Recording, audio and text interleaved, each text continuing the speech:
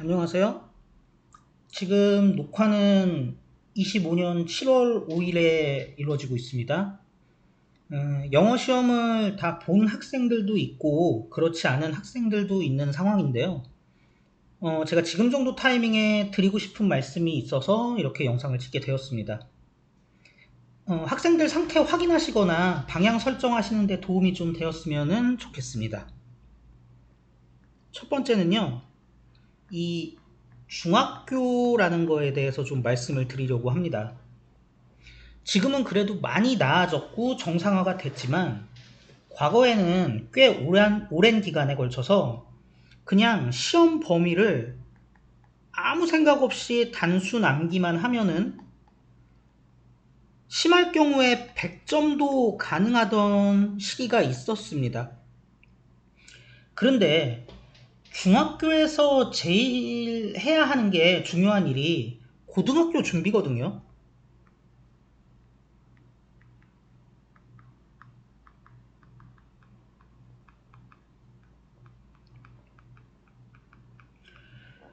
그래서 시험을 제가 못 봐도 된다. 그렇게 말하려는 게 아니라, 그 영어라는 언어에 대한 그 구조적인 이해, 그리고 단어를 확실하게 자기 걸로 만드는 거, 이런 거 없이는 그렇게 100점 받을 거 차라리 확실한 이해 속에서 80점 받는 게 낫다라는 말씀을 드리려고 하는 겁니다.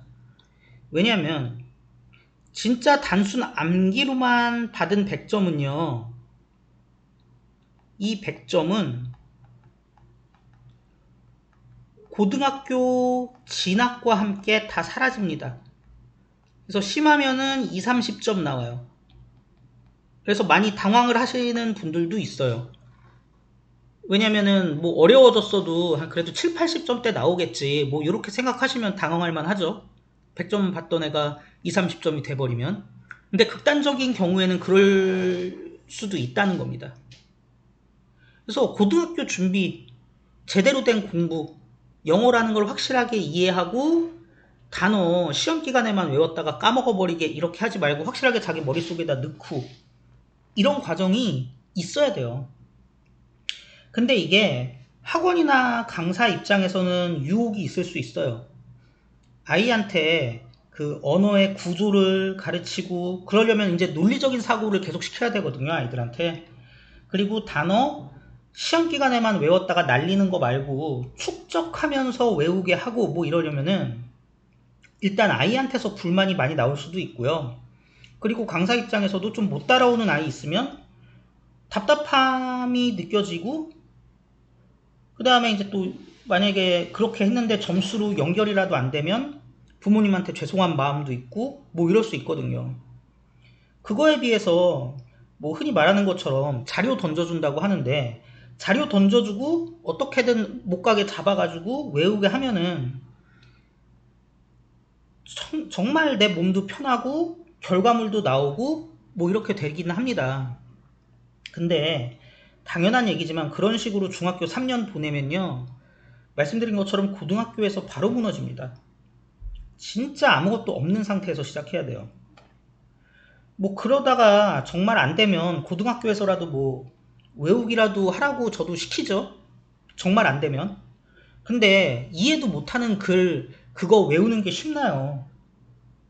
그래서 만약에 지금 중학생인 경우는 말할 것도 없고요. 학생이 지금 아이가 고등학생이다라고 하더라도 동생이나 주변 친척이나 요런 경우에 중학생이 있으시다 하는 부모님들은 한 번쯤은 점수랑 좀 별개로 얘가 진짜 공부하고 있는 건가? 아니면 그냥 암기시켜갖고 3년 때우는 흔히 하는 말로 상술에 혹시 속고 있는 거 아닌가? 요런 거는 좀 확인해 보실 필요가 있어요. 그래서 이게 그리고 저는 지금 중학생보다는 고등학생 가르치는 학생 수가 훨씬 많은데 고등학교를 위해서도 이 과정은 굉장히 중요합니다. 그래서 한 번쯤 확인해 보시는 기회 가지시면은 좋을 것 같고요. 두 번째는 꾸준히 앉아있는 거에 대한 중요성을 말씀드리고 싶어요. 여기서 꾸준히 앉아있는다는 거는 막 내 집중력을 100% 발휘해서 막 빡세게 공부를 해라. 뭐 이러란 얘기도 아니에요.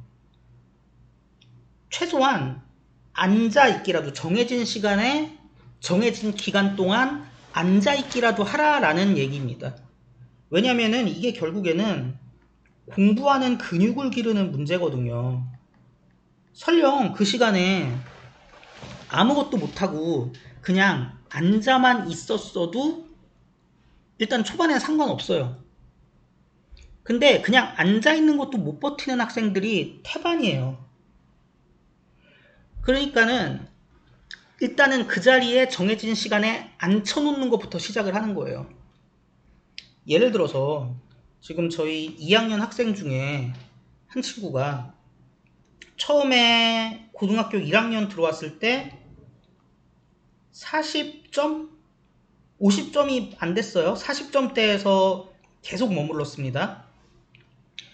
그랬는데 그렇다고 뭐 이 친구가 이해가 되게 좋거나 뭐 그런 것도 아니었어 갖고 되게 좀 암울했죠.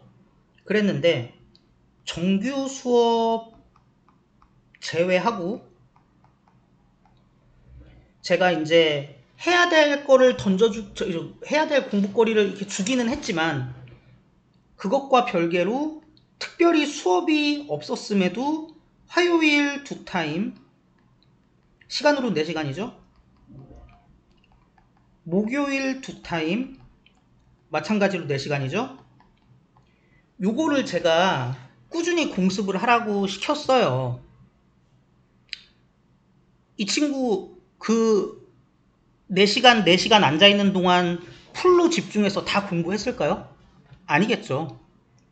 중간에 딴짓도 했을 거예요. 근데 중요한 거는 그럼에도 불구하고 어쨌든 계속 나와서 계속 했어요. 이러면은 결국에는 앉아있는 게 성공을 하면은 그 다음에 조금 더 자기가 공부하는 걸 들여다보게 되고 조금 더 생각을 하게 되고 그리고 뭐 흔히 말하는 숙제 안 해오는 문제 이런 것들도 해결이 되는 거죠. 사실 지금 요것만 합쳐도 8시간인데 이거 무시할 수 있는 시간 아니거든요.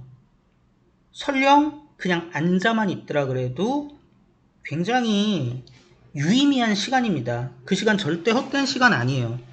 그래서 지금 2학년 올라와서 지금 시험 2번 봤잖아요. 하나는 70점 중반대 맞았고 요번 게 80점 중반대 맞았어요. 저는 이 과정에서 제가 한 거 중에 제일 잘한 건 물론 저는 최고의 그 퀄리티의 수업을 제공해 줬다라고 생각하지만 그거 이상으로 제가 잘했다고 생각하는 일은 요거 안 쳐놓을 수 있었던 거예요. 다행히 이 친구는 그렇게 손이 많이 가지는 않았어요. 그러니까는 뭐 일찍 가려고 하지 않았고요. 사실 이거 뭐 2시간 안 쳐놓고 그러면 이거 다 했는데 가도 돼요? 자꾸 와서 막 물어보고 이러는 친구들도 있거든요. 근데 그런 거 안 물어보고 그냥 해요. 제가 가라고 안 하면 안 가요. 그 시간에 정말로 집중해서 다 공부를 했는지는 둘째 치더라도 그 시간이 쌓였으니까는 이게 된 거거든요. 이 연습을 하셔야 돼요. 아이들이 반드시 해야 돼요. 의미 없는 시간이 절대 아니에요. 이거를 확보할 수 있어야 된다. 그리고 이제 여기서 이어지는 게 3번째인데 요거는 제가 말씀드리기가 조금 조심스러워요. 학생들마다 또 너무 달라가지고 가끔 요런 학생들 학원 많이 다니죠. 뭐 국영수는 기본 정도로 다니고 그 외에 뭐 사탐이나 과탐 학원을 다닐 수도 있고 논술 학원을 다닐 수도 있고 자기 취미 학원을 다닐 수도 있고 뭐 다양합니다.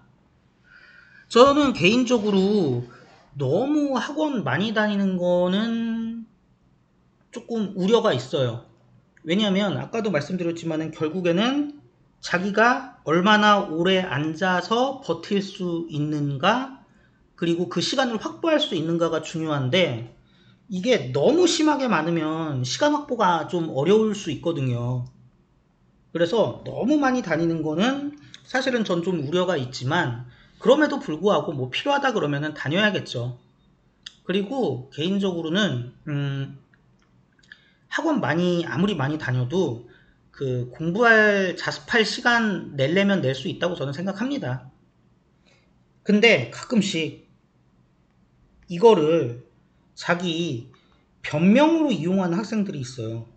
특히 이게 학원이 다 다를 때, 그리고 거리도 멀 때, 뭐 국영수를 다 따로 다닌다고 해보죠. 사실 이렇게 다 따로 다녀도 시간표가 조정이 되어 있기 때문에 본인이 의지만 있다고 한다면 다 자기 그 자습할 수 있는 이런 시간 만들 수 있어요. 예를 들어서 이 친구 같은 경우에는 수학 다른 학원 다니는데 다행히도 저희 학원이 7층에 있고 그 밑에 있는 6층에 있는 학원을 다녀요. 근데 끝나면 제가 그 공습 시간을 짜놨으면 바로 올라와요. 그리고 가끔 뭐 밑에 층 내려갈 일 있으면 갔다 온다 그러고 진짜 용건만 보고 바로 또 올라와 버리고. 그러니까는 사실 이 친구는 학원을 일원화 시킬 필요가 없죠. 이게 그러니까 일원화 시킨다는 건 문제가 될 때 일원화를 시키는 거예요. 학원이 여기저기 달라가지고 여기 가야 돼요, 저기 가야 돼요 하면서 그거를 변명으로 쓸 때 일원화가 필요한 거고, 그렇지 않다 그러면은 자기한테 과목마다 맞는 학원 골라서 가는 거죠. 근데 만약에 그게 안 된다고 하면은 차라리 얘네들을 일원화 시켜서 한 군데서 확실하게 관리를 받는 게 나을 수도 있어요. 물론 일원화 시켰을 때 그 일원화 시킨 학원이 관리를 확실하게 약속해 주는 학원이어야겠죠. 근데 사실 그거 확인하는 것도 쉬운 일은 아니에요. 왜냐면 말로는 다 관리해 준다고 할 테니까. 그래서 지금 제 머릿속에서 그려지는 일원화가 필요한 학생이 있고 얘는 괜찮겠다라고 생각하는 학생들이 있어요.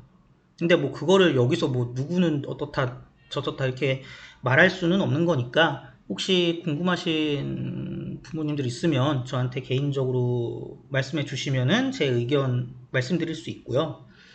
하여튼 지금 말씀드린 이 세 개는 굉장히 중요하고요. 특히 이게 이 조심스러운 게 결국에 이 마지막 일원화 같은 경우는 학원을 어디는 끊고 그러면은 이제 뭐 거기에는 이제 학원비를 안 내고 뭐 이러니까 그런 돈이나 막 이런 게 관련돼 버리니까는 저도 말씀드리는 게 굉장히 조심스러운데, 말씀드리는 게 조심스럽다고 해갖고 말을 안 해버리면 안 된다고 생각을 합니다. 그러니까 여기 제가 있다고 했을 때 일원화의 대상이 꼭 여기가 아니어도 돼요. 여기여도 되고 여기여도 돼요.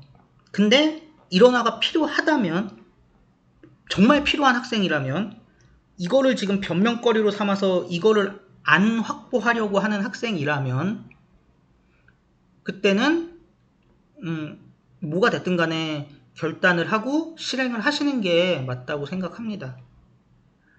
뭐 저도 그랬지만 학생들 참 공부하기 싫어하고 안 해요.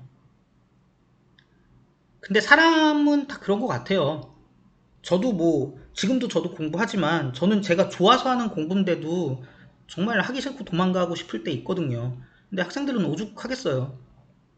그러면은 그럴 때 그 학생을 나무라거나 탓하는 데서 끝나는 게 아니라, 그러면은 그 도망가고 싶을 때 좀 잡아줄 수 있는 장치들을 계속 마련해야 되는 게 맞다. 그리고 거기에 대한 고민을 하는 게 제 일이라고 생각을 하고요.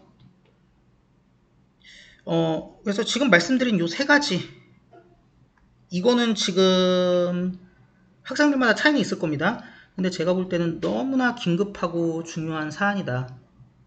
그렇게 생각이 들어서 제가 좀 두서없지만 좀 영상으로 정리해갖고 한 번쯤 봐주십사 하고 이렇게 전달을 해드리는 겁니다. 그래서 학생 개인으로서 궁금하신 부분들 있을 거예요. 그리고 지금 제가 말한 부분이 그래도 잘 지켜지는 학생이 있을 거고 좀 덜 그런 학생이 있을 테니까 그런 거에 대해서는 저한테 좀 말씀해 주시면은 제가 조금 더 구체적으로 답변을 드릴 수 있을 것 같습니다. 예, 들어주셔서 감사하고요. 또 아이들 맡겨주셔서 감사하고 저도 더 계속 최선을 다하도록 하겠습니다. 예.